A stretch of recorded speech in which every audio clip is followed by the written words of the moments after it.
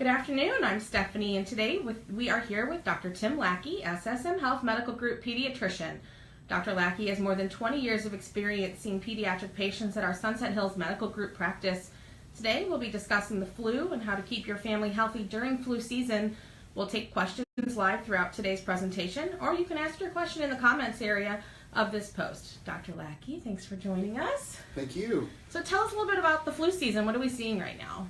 Well, we are in a large flu outbreak.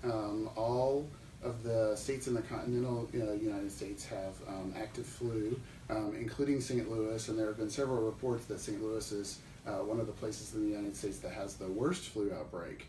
We're seeing a flu, an A type that was not particularly well covered by the vaccine. That type is slightly less right now. However, we are seeing the flu type B increasing now. So the number of cases of flu is holding steady. The mix of A and B is changing a little bit. So is there a difference in the symptoms between what you're seeing in influenza A and influenza B, or do they kind of present the same way? They present the same way, but the B's seem to be a little bit less.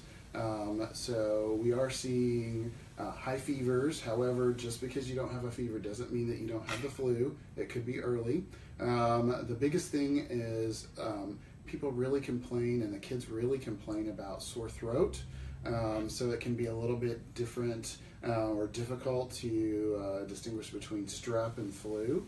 The difference is most kids also have really bad headaches and really bad body aches.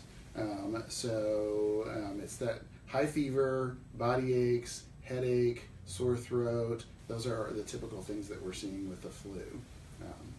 And it's not vomiting and diarrhea. That's different, right?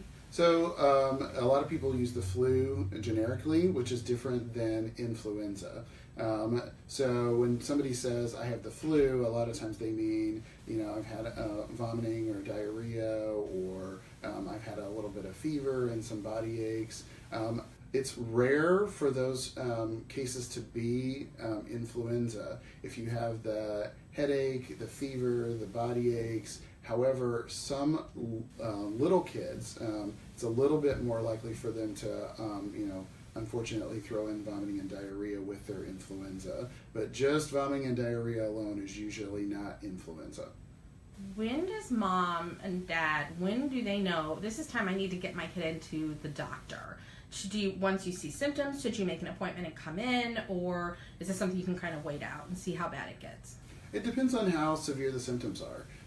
So if it's a mild fever that's controlled well with Tylenol or Motrin, if your child is drinking, they're not having a terrible cough, they're not having any trouble breathing. So the big warning signs, if the fever is high, so if the fever is over 103, if you're doing anything where you're not drinking well, so sometimes you just feel so terrible you don't want to drink. So especially if you're a little kid or if you're the bigger kid, if they're not urinating at least 3 times a day, or if they go longer than 12 hours without urinating, that's a risk for dehydration, and that you might need fluids, and you might need to be in the hospital for that. The biggest risk for flu, though, is pneumonia. So if you are coughing really badly, if your child is having any trouble breathing, if they're really working hard to breathe or breathing really, really fast, those are warning signs that really you need to get into the doctor. And if your child has an underlying medical condition, we were talking about asthma before, is that something that will maybe expedite your chances of getting to an emergency room or to your physician? Yes, if your child is high risk. So asthma is the most common thing that puts you in the high risk category. Very, very young children, so anybody under 2, automatically if you're under 2, you are in the high risk category. Anybody who has a chronic illness, so heart disease or diabetes or any sort of immune problem, if your child gets very, very sick with illnesses, that would be something that you would want to go in much more quickly for. Now, what can parents do to treat the flu? So we know there's Tamiflu. Is that something that everybody can take, or when should you start that? Tamiflu is usually, especially in children, more for the kids that are high risk. That's something you would want to discuss with your personal pediatrician. So for sure, if your child is high risk, so if your child has asthma, or your child has an immune problem, or your child has a heart disease, or anything that affects the lungs, that would for sure be a reason to start Tamiflu as soon as possible. And you want to really start that hopefully within the first 24 hours, for sure within the first 48 hours. After that, it really doesn't do much good. The drug doesn't change it very much. For normal, healthy kids that don't have any problems, that are doing well, usually we try to reserve Tamiflu. One of the problems with Tamiflu is that you also do have some side effects with it. So it can cause stomach ache, it can cause vomiting and diarrhea. So I do have a fair number of people that feel I had the fever, I had the sore throat, I had the body aches, and then all of a sudden I started Tamiflu, and now I have vomiting and diarrhea with the Tamiflu, and my stomach really hurts. So the Tamiflu is adding to the symptoms, not lessening the symptoms. So for that reason, I have a lot of the kids that are relatively well, are not high risk, that we just tell them, let's do Tylenol or ibuprofen, rest. Lots of fluids, the old, chicken soup, and, prop yourself up in bed and rest for a few days. And that's really what, I've heard like cool mist humidifiers, things like that. Those are the kind of things you can do at home to kind of help alleviate those symptoms. Yes, anything that helps you breathe a little bit better. So elevating the head of the bed, cool mist vaporizers help a lot. Saline nose drops help a lot to just keep out the nose nice and clean, and help everybody breathe well, just that those antipyretics, those Tylenol or Motrin, it's really almost as much for the fever as it is for the body aches. One of the things with the flu is you just really feel terrible. You almost feel like you've been hit by a truck. How long do these symptoms last? We've been seeing the fever last somewhere between 3 and 6 or so days, with the total time of the illness being more like a week to sometimes up to 2 weeks. It tends to be that the first 3 or 4 days are really the worst. So one of the warning signs is if you have the fever for a few days and body aches, and you get a little bit better, and then all of a sudden you start coughing more, or the fever returns, that is also a reason why you would want to come to your pediatrician, because one of the biggest risks with influenza is if you get pneumonia on top of influenza. How long should parents keep their children home from school? Well, everybody, and not just the children, but also the parents. So everybody should stay home until they're at least fever-free for 24 hours. Now, the caveat is that you have to be fever-free for 24 hours off of the Tylenol and the ibuprofen.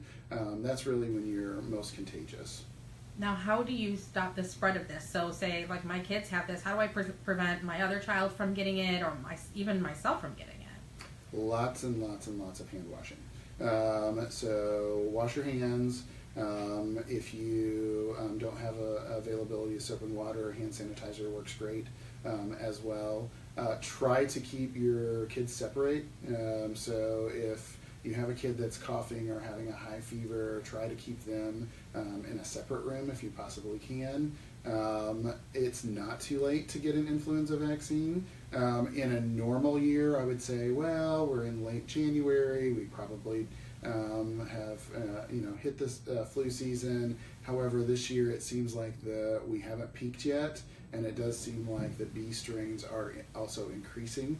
So the last thing you want is to have had the A strain, and then suddenly now you're better, and then you come back and you get the B strain. So we are still recommending flu vaccine for everyone. So it's not unlikely that if you get A, it doesn't mean you're not going to get B. That's right. Not the case. Right. Yeah, so getting A does not provide you with immunity for B. So the vaccine actually covers 4 subtypes, 2 A's and 2 B's. Some of the vaccines are just what we call trivalent, so there's only one B strain in there. So the A strains are the one that's going around, which has been making the disease less, but it hasn't been making the disease not come. So even if you got the vaccine, a lot of people are getting the A strain. Now the kicker is, if you got the A strain, it doesn't mean that you can't get one of the B strains. So there is a prevailing B strain, which we are actually documenting that in our office, that we're actually starting to see a few more Bs. We talked about it's not too late to get your flu vaccine. Why do you think it's so important for kids to get that vaccine? Well, a few things. Kids get really, really sick with it. So usually what I tell parents is, if your kid is under 2, then they're just going to get miserable, and it's going to make your life miserable. However, the second part of that is that those children are also high risk. So they have a much higher likelihood of having trouble with the flu. I was just reading a statistic that every year somewhere between 50 and 100 kids die of the influenza every year. So you certainly don't want to be in that group. Most of those kids are high risk, but just being little makes you high risk. The other thing that I tell people is, if your kid is in school, especially the high school kids or the middle school kids, if you get the flu, your kid's going to be out of school for an entire week.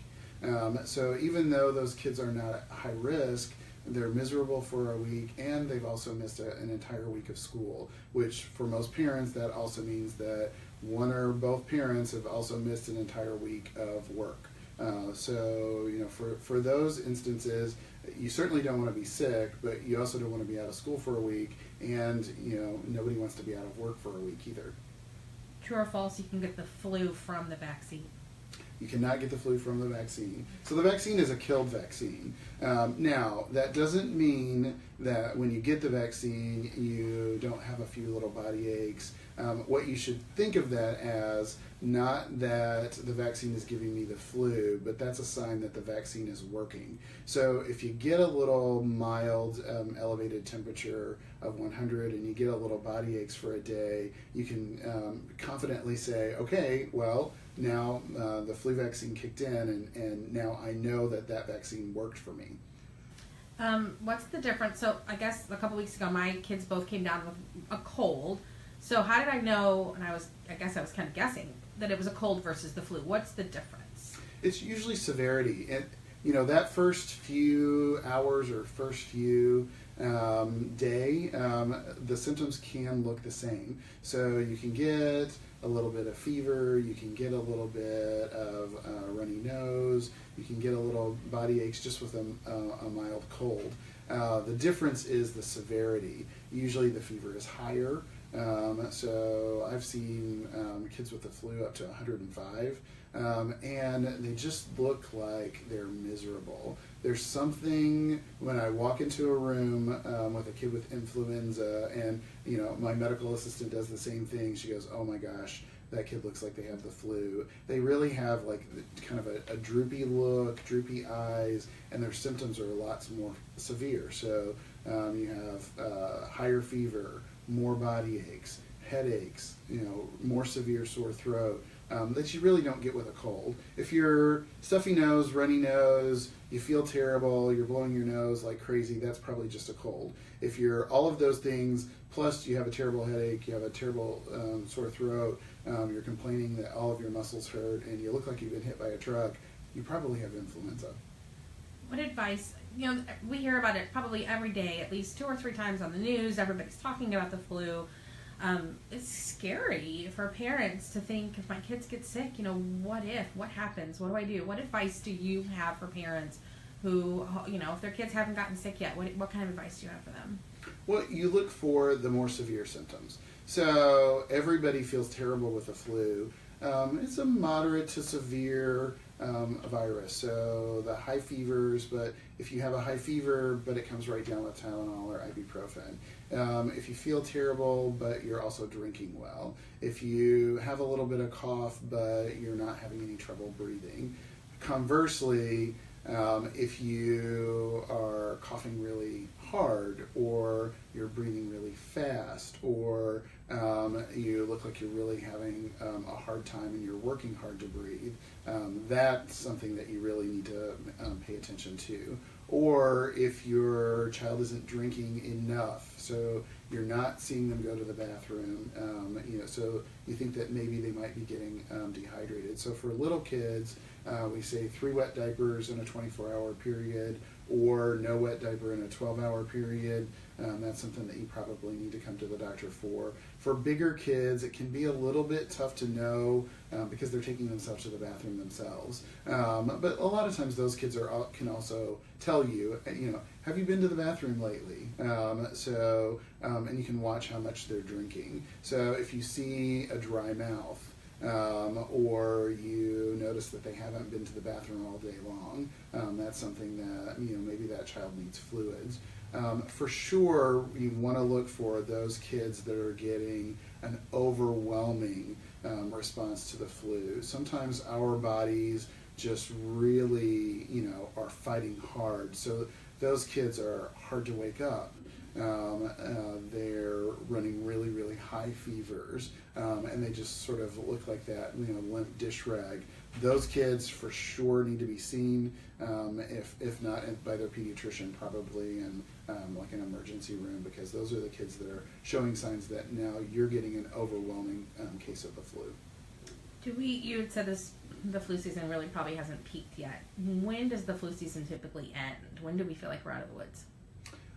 Usually, if we're going to get a late flu, sometimes we get a late flu end of March, early April. This year it seems like we've had flu since October, so that, and unfortunately it doesn't really seem like it's really peaked. The latest statistics from the CDC were out last week, and it looked like it was holding steady, with the A's decreasing slightly and the B's increasing, but the overall rate was about the same. So for this year, it looks like we're probably for sure going to see cases into March. Hopefully it'll peak, and we'll start getting the flu waning in February, which is one of the reasons why it's still we're still recommending the flu vaccine. In a typical year, a lot of times we've had a big peak in January and it's already waning. So by the time end of January hits, we're almost through it. But this year doesn't seem to be like that. And finally, wash your hands, wash your hands, wash your hands. Wash your hands, use hand sanitizer. If you're around anybody that is coughing a lot, the masks do help. So, in the United States, it's almost considered rude to wear one of the face masks. In some countries, it's considered that you're being polite to wear the face mask because you're not spreading germs to other people. So I think we have to get over that a little bit. If you're around people, grab some of the face masks. If you try not to touch your face. Because really the way that we're getting flu is not only people that are coughing on us, but we're touching things that people have coughed on, and then, if your mouth itches a little bit or your nose itches a little bit, you're accidentally transferring that germ right to your face. So wash your hands a lot, try not to touch your face, wear a mask if you can. And, now there are lots of, even at Schnucks, a lot of times there's a hand sanitizer and a little box with masks. So all of the hospitals have those. So make use of those, because if you haven't had the flu, you don't want it. And keep your kids home from school if they're sick. Right, absolutely. Home from school, home from daycare. If they're running a fever, I will totally admit, my mom used to give me a little baby aspirin and tell me to take it at lunch, and I've called her out on that a few times. So, Mom, I was running a fever and I probably shouldn't have been at school. And she said, "Oh, no, that wasn't it." But I'm pretty sure I probably shouldn't have been at school that day. All right. Thank you so much, Dr. Lackey, for sharing your knowledge and expertise with our audience today. And to make an appointment with an SSM Health Medical Group pediatrician, visit ssmhealth.com/schedule.